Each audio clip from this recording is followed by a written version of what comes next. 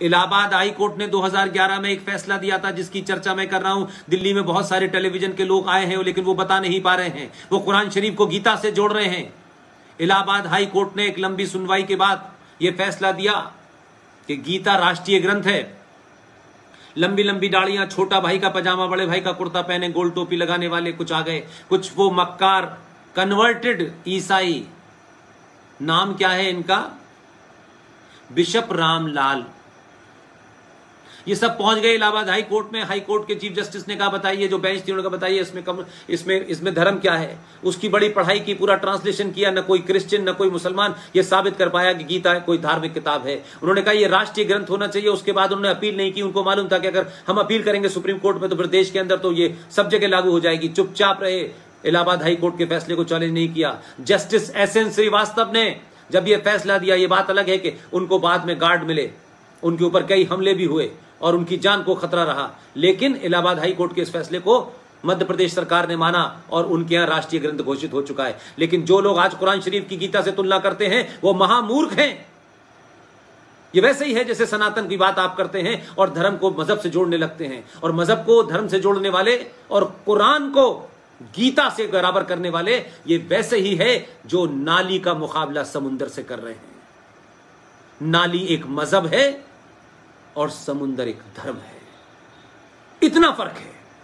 इसलिए गीता किसी धार्मिक किताब का नाम नहीं है, किसी की धर्म किताब नहीं। उसमें धर्म के बारे में कुछ, आपके कर्तव्यों के बारे में बताया गया है, आपको धर्म के बारे में, कि आपका धर्म क्या है। धर्म मीन्स आपकी ड्यूटी क्या है, आपका कर्तव्य क्या है, यह बताया गया उसमें। इनकी तरह नहीं बताया गया।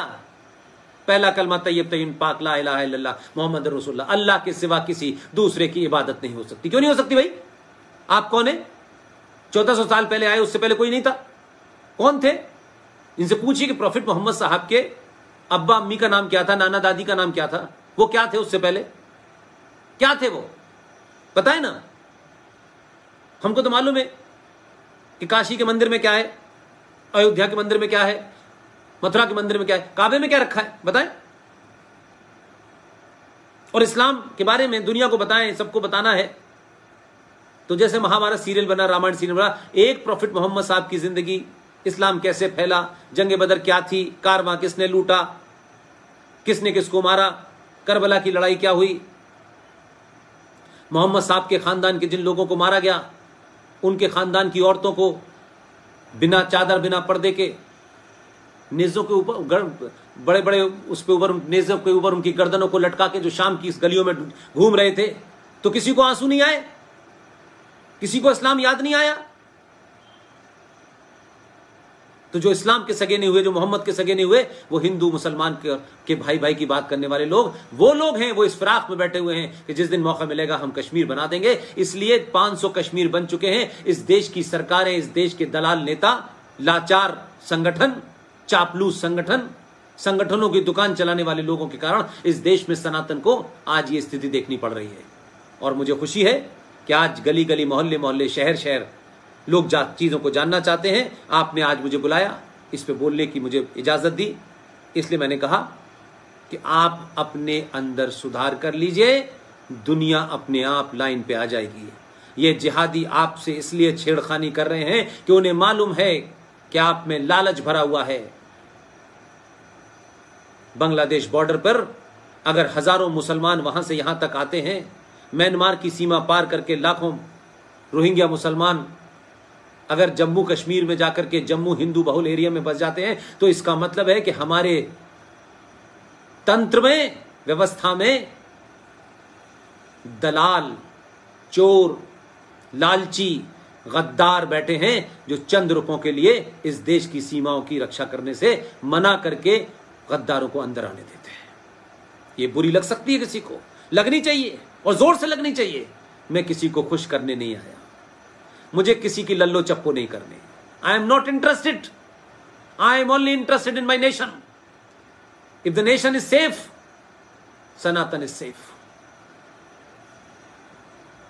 देश छोड़ के चले जाएंगे अमेरिका, सब जगह, देश सेफ रहेगा? ये नहीं रहेगा। आपको इस मिट्टी को बचाने के लिए लड़ना ही पड़ेगा, और इस मिट्टी को बचाने के साथ साथ अपनी मां को, अपनी बहन को, अपने पिता को, नाना को, दादी को, अपने परिवार को, सबको बचाते बचाते आपको समाज बचाना है, मोहल्ला बचाना है, शहर बचाना है, जिला बचाना है। राज्य बचेगा तब देश बचेगा, तब राष्ट्र बचेगा। ऐसा नहीं हो सकता। आप लोगों ने मुझे बोलने का मौका दिया, अपनी बात रखने का मौका दिया। मैं एक बार फिर केशव अरोरा साहब का, जितेंद्र सिंह साहब का, संजय बुराड़ा साहब का, विक्रम सिंह साहब का, सबका धन्यवाद करता हूं। आप जो कर रहे हैं उसे और तीव्रता से करें, युवाओं को जोड़ें, अलग अलग। किसी को कोई गलत बात बताने की आवश्यकता नहीं है, किसी को गाली देने की आवश्यकता नहीं है। अपने अंदर सुधार कर लीजिए, एक बार सनातनी होने का परिचय दीजिए।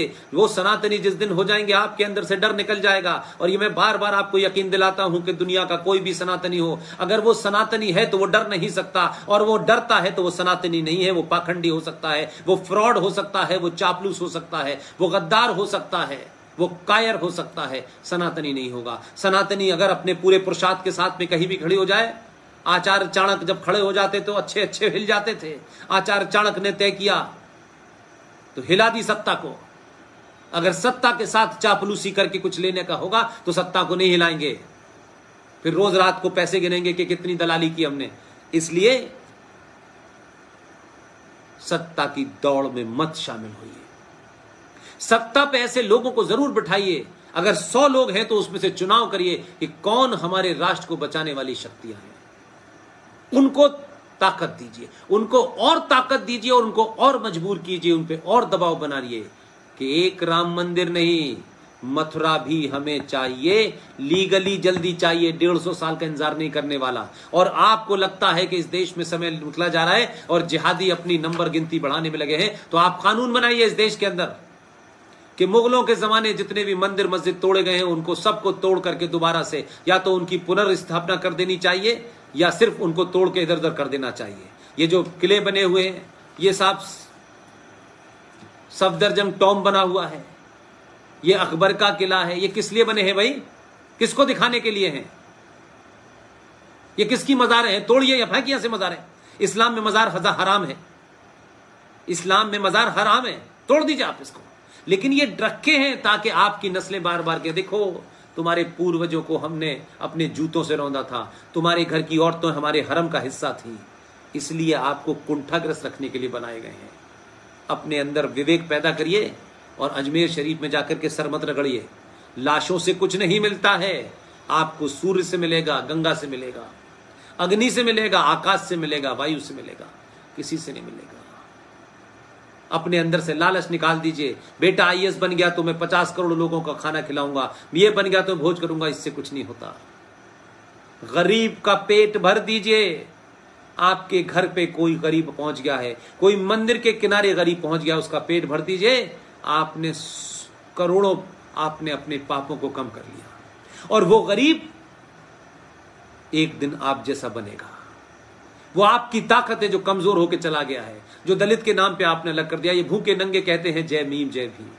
आप सोचिए कि आपने क्या किया है, सबको अपने से निकाल दिया है। उन सबको वापस लाइए। रफीक साहब की सिवैयां खाने से अच्छा है एक दिन दलित के घर का पानी पीजिए। और याद रखिए, सनातन का हाथ पकड़िए, ईमानदारी से पकड़िए अपने अंदर। न मुझे दिखाना है, न आरएसएन को, न जीडी को, किसी को नहीं दिखाना है। अपने अंदर सोचिए कि मैं क्या करने जा रहा हूं। सरकारी नौकरी के पीछे मत भागिए। सरकारी नौकरी, ज्यादातर वही लोग लगे हुए हैं कि सरकारी नौकरी जाएंगे, 8 घंटे की ड्यूटी 5 घंटे में करेंगे, आराम से रहेंगे, फिर जीवन भर हमें फ्री की तनख्वाह मिलती रहेगी। नहीं, दिन बदल गए हैं। रोजगार पैदा कीजिए, छोटे से छोटा भी काम हो, घर चलेगा, पैसा होगा तब कुछ होगा। इसलिए मैं कहता हूं कि सनातन को ईमानदारी से जिए।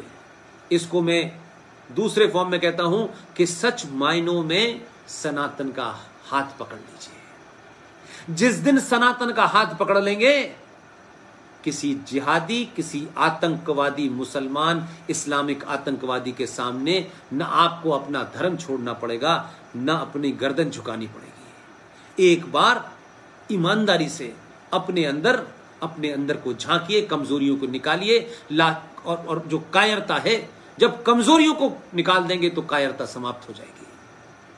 फिर एक नहीं, हजारों मोदी, हजारों अमित शाह, हजारों सावरकर, लाखों महाराजा छत्रपति शिवाजी पैदा हो जाएंगे, हजारों बोस पैदा हो जाएंगे। हमारे घर में आज भी हमारी माओ में शक्ति है, लेकिन हम लालच कायरता में इतने घिर गए हैं कि हम बहादुर नहीं पैदा करना चाहते, हम बहादुर बनना नहीं चाहते, क्योंकि हमने देखा कि हमारे आइडियल चोर उचक के लुटेरे गद्दारों को इस देश की कुर्सी मिली, तो हमको लगा कि हम उनसे भी बड़े चोर और गद्दार हो जाएं तो कुर्सी मिलने वाली है। वक्त बदल गया है, अब कुर्सी ऐसे लोगों को नहीं मिलेगी। सनातनी उनके हाथ में कुर्सी नहीं जाने देगा, ये ध्यान रखिए।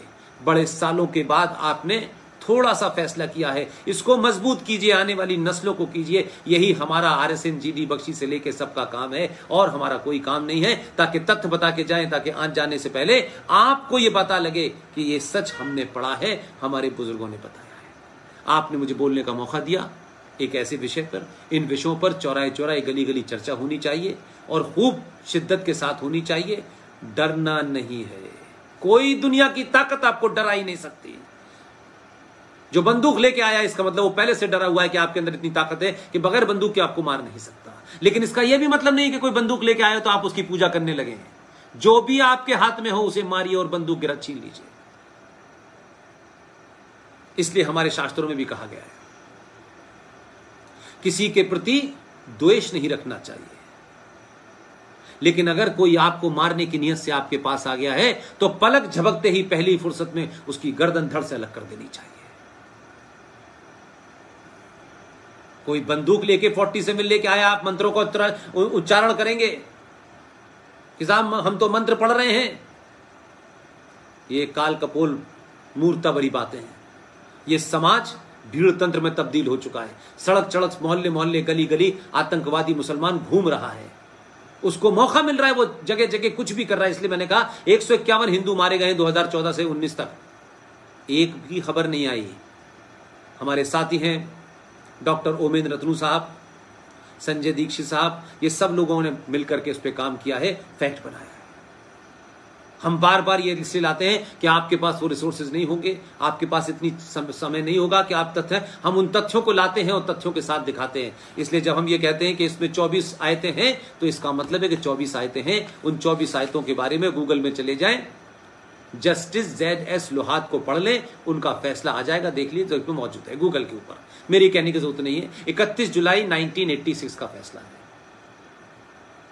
बहुत बहुत धन्यवाद, thank you very much Jitendra भाई, केशव भाई, संजय भाई, विक्रम भाई, आप सबका बहुत बहुत शुक्रिया, धन्यवाद, थैंक यू वेरी मच।